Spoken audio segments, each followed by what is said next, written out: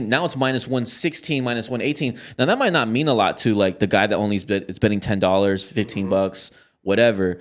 But that's a fucking shit ton of money on the fucking line that you're giving up. And I'm gonna tell you what else they're doing. So if his line is at 30, if his line is at 30 and a half, and the odds are minus 116, if you try to tease it down to like 25, it'd be like minus 800. Yeah, this is like So if you got all these guys on there and just put them at 25, 20, 25, 20, and one guy has an off night, your whole fucking parlay is cooked. But not only that, it was minus 800. But not only that, like all the value has been taken out of it. So it's like, wow, the 1 to the 25 that you thought that was going to be easy didn't hit, didn't really amount to anything, even if you would have won. So it's kind of like it almost just go. If you're sports betting, you just have to kind of come back to the fundamentals of it and just straight bet. Yeah, for sure. Just literally straight. There's more value there. Just straight betting for sure. And finding and handicapping a game that you are familiar with and being like, okay, there's value here in this play, whether it be the under or over or first quarter or first half over like an SGA they points. did the same thing with football with rushing with 25 yards. Remember, to make 25 yards used to be like minus 300 or something like that. You can just look at the touchdowns. Oh, the touchdowns too.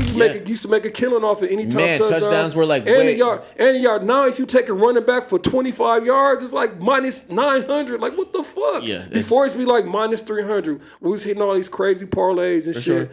Before like a couple years ago, but now this year, like, bro, I can't take it for 25 yards. I might as well not take that shit. Yeah, no, if you're like watching this and you're a consumer just watching this and you do sports bet, just understand that like these apps that we all gamble on and win and lose on, they're finding they're not just monitoring like what we're putting our money in, but how much money our gambling habits. They know what we're looking at, how we're doing our research. They know when we get out of it and we go to the next book to see if we're shopping lines, if we're going to use another research. Like we opted into this for them to monitor some of this stuff. So, those gambling that's why you ever like notice, like I've noticed this. With one of my books, actually, I'll even say it, FanDuel, right? We will get, depending on like what bracket that you bet on, like if you're betting at $10, if your unit size is usually between 10 and 50, or if you're 50 to 100 or 200 or 1,000 or whatever, you start losing enough, they'll give you free bets. Some of them are like 200, some of them are $10. So they know like, hey, it's kind of like a teaser. It's like right when they've got you just enough where like, man, this guy's losing a lot. Let's go ahead and just throw him a bone.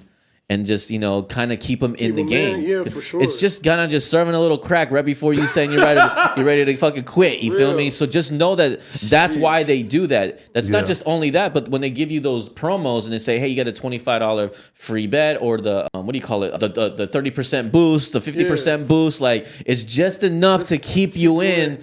And you know what? And what's fucking disgusting about it is that, guess what we all do?